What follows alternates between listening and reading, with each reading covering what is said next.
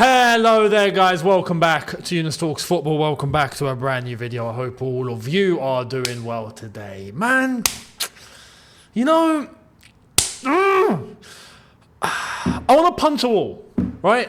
Not in the angry type, just the frustrated type, you know, where you just... I honestly think we could have gone another 90 minutes and we wouldn't have scored, right? Simple as that. We just wouldn't have scored. We got one goal. Obviously, this game finished 1-1.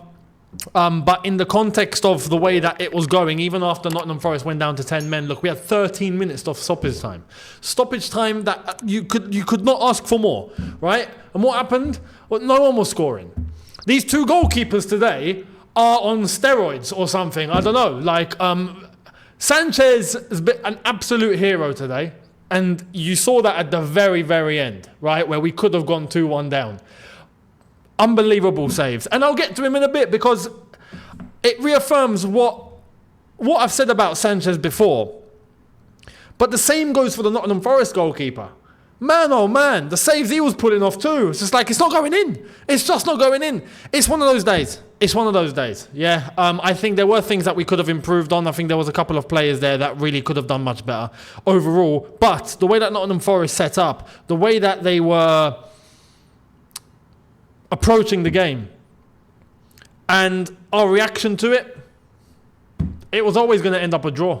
It just always was. So this is where, look, let's start off with Sanchez really quickly, right? I think because he's on my mind and I don't want to forget it. Fantastic shot stopper. This is what I said 2 videos ago or 3 videos ago. Like, fantastic shot stopper, yeah? When you're asking him to pull off a worldie, he'll probably do it. The reason we bought him in terms of, you know, playing with his feet is the problem. That's the problem. But when it comes to clutch saves, like, listen, we're going to need you to pull off something to save the team here and not allow the team to concede. Yeah, he'll do it for you. And he's done it numerous times today. Numerous. So honestly, in that regard, Sanchez, brilliant. Yeah, absolutely brilliant. Absolute hero. Because in the same way that if Nottingham Forest's goalkeeper didn't pull off their saves, we would have won that game. The same way that if Sanchez didn't pull off those games, we would have lost that game. This is why a draw just feels like it was always going to end up that way. Now, I do want to mention something before we get into like individual players and whatnot. I commend Nottingham Forest on their approach. And what was their approach? We know about the whole low block thing, but I don't even think it was that. It's not just that. It wasn't just, oh, no, they've just set up in a low block so we can't get through.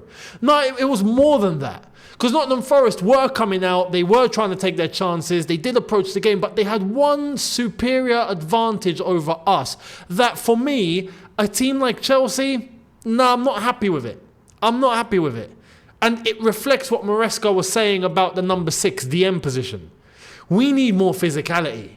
Man, Nottingham Forest were the dirty side of the game. You know, when I say dirty side, I'm talking about being able to, you know, frustrate your opponent, get in front, barge them off the ball, win that first ball, win that second ball. Those little, you know, dirty tactics that you sometimes got to pull off bit by bit. Example, look at Ward-Prowse, yeah? That summed up Nottingham Forest approach. When Jackson was almost in, it would have been a one-on-one. Ward-Prowse, what did he do? Yeah, grab the ball with your hands. Just stop him. Yeah, I'm going to get sent off, but screw it. I'd rather that than concede. Nottingham Forest were in that mindset. They were playing gritty. They were playing rough, but not too rough. It was the perfect balance. You know when a team plays too rough, like Tottenham, Chelsea battle at the bridge, that's too much. Yeah, that's taking the mick, right? Nottingham Forest had the perfect balance, and we couldn't keep up with it. Physically, we couldn't keep up with it. That has to improve, man. We need to have a bit of a grit about us, man. Go out there and be killers. There has to be an element of wanting to kill. We're not ruthless enough. It looks like there's a confidence in the team, don't get me wrong, but there's that extra, we're not going to let you bully us today. That is missing a little bit from this Chelsea squad. Nottingham Forest had it more than us. And there's another thing that I've got to talk about here, yeah? Listen, we brought in a set-piece coach and all of this, right? Great. But what is up with our crosses today? from set pieces and from non-set pieces. So from set pieces and from open play. We cross a ball, it doesn't pass the first man. What is that?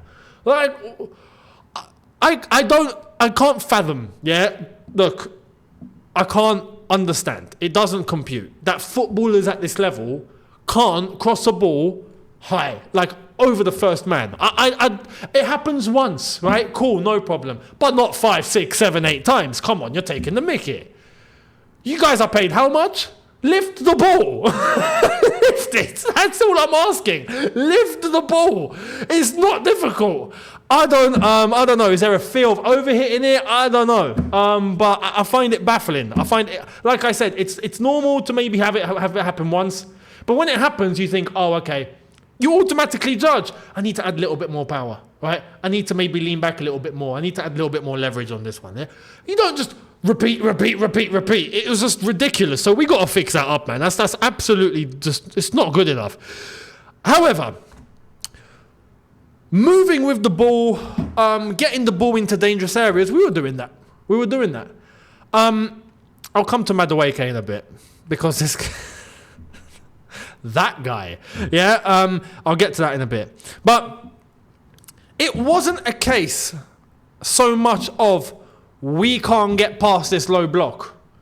We got to their box. We did work their goalkeeper. There were two things. There were chances we should have put away, right? That's on us. That's not on Forest. And their goalkeeper was ridiculous today, just like ours was. That's basically it. Normally, when we have trouble against a low block, we don't work the keeper.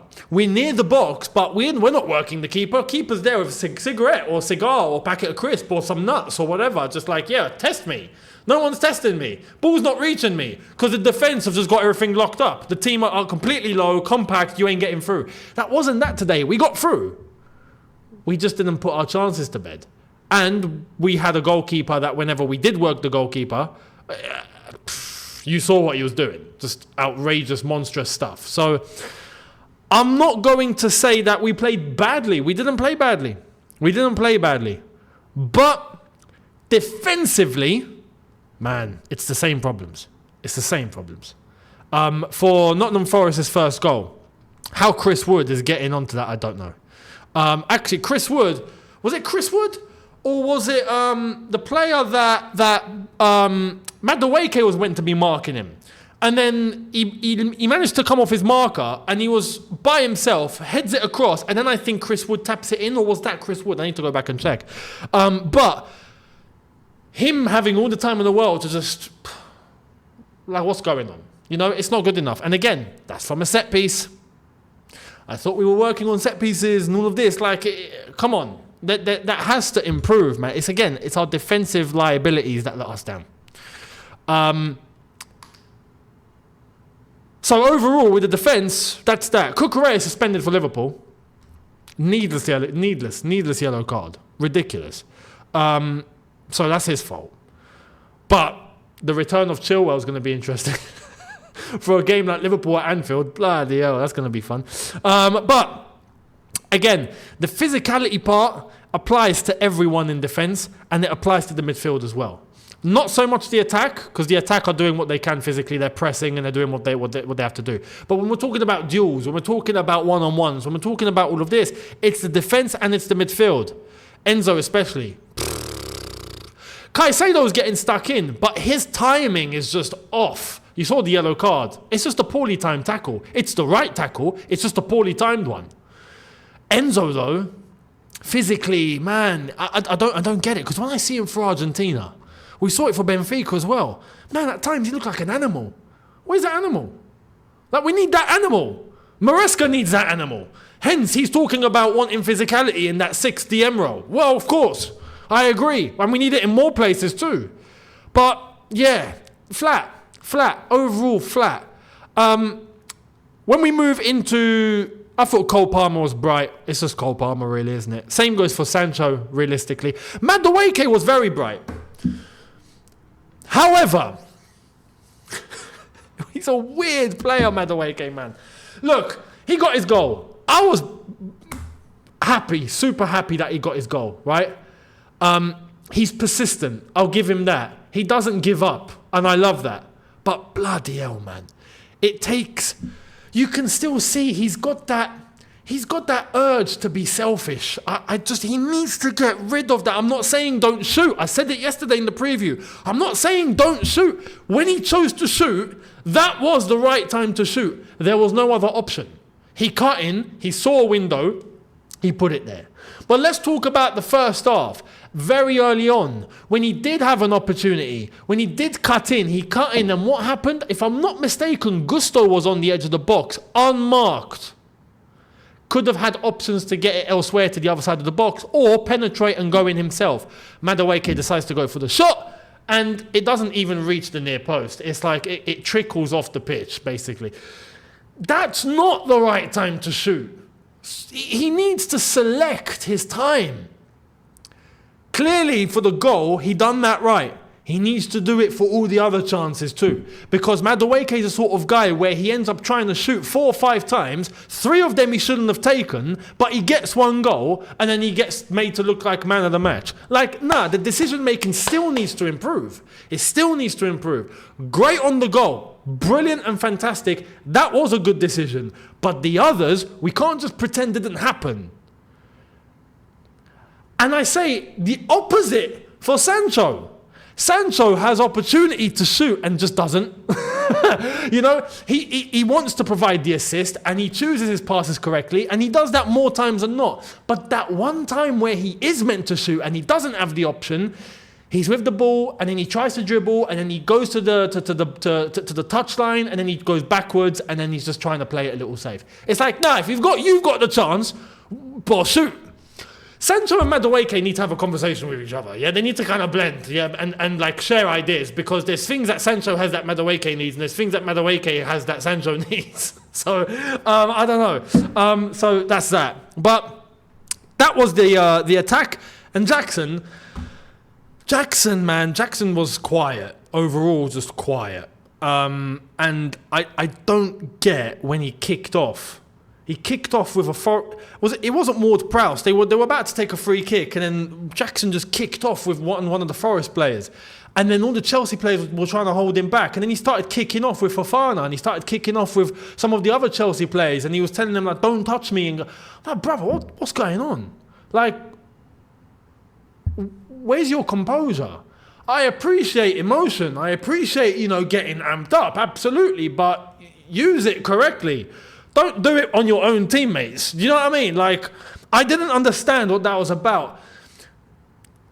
Jackson looks like the guy that can get easily into his own head, right? And he needs to learn how to compose himself. A great man once said, emotional control. And what did he say that about? That was Jose about who? He said it about Diego Costa. When everyone was trying to say, Costa should have got sent off, give him a red card, Jose was like, nah, Diego played the game as the game should be played. And that what you saw was emotional control. Picking the moment to use your emotion correctly. Jackson needs to learn a little bit of that.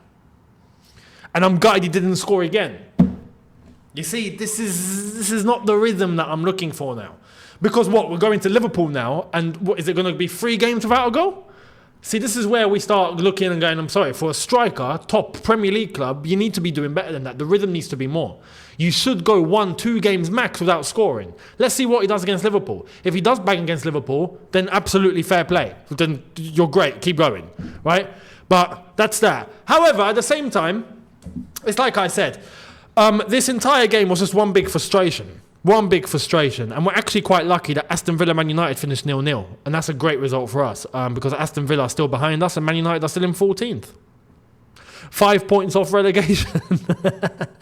That's one thing to laugh at today. But look, like I said, you look at the stoppage time and what was added on. It just wasn't happening.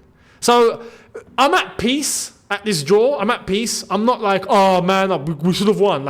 I'm at peace. It is what it is. This is one of those games where sometimes in the season it just happens. But we got Liverpool next.